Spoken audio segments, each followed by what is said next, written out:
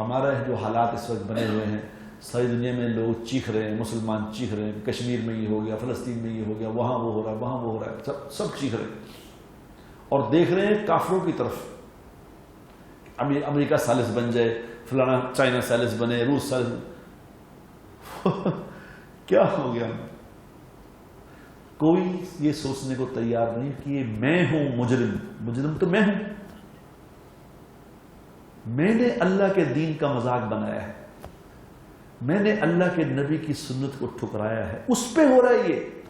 میں آزاد کشمیر گیا تھا جماعت میں، آزاد کشمیر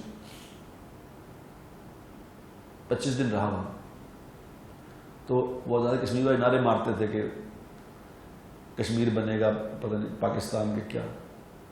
تو وہاں میں دیکھتا تھا رات کو نکلتے گشت نکلتے 12 بجے 1 بجے، ساری گلیوں میں وہ جو دکانیں تھیں انڈین فلمیں لگی ہوئی، ساری دکانوں پہ ہوٹلوں میں انڈین فلمیں لگی ہوئی اور لوگ بیٹھے فلمیں دیکھ رہے، عورتیں ناچ رہی ہیں دیکھ رہے اور کہہ رہے کشمیر بنے گا پاکستان. میں نے کہتا تھا وہاں لوگ بہت سعید انور تھا نیا میرے ساتھ گیا تھا، تو بڑی دنیا آتی تھی وہاں، 10-12 ہزار کا مجمع آتا تھا. تو میں نے کہتا تھا یہ دھوکہ نہ دو اپنے آپ کو، یہ دھوکہ ہے، کشمیر بنے گا پاکستان ایسا نہیں ہوگا کبھی بھی. جو تم کر رہے ہو اس طرح نہیں ہونا ہے، اس طرح اس خطے کی خیر مناؤ جو یہ ہے. تم کس کو دھوکہ دے رہے ہو؟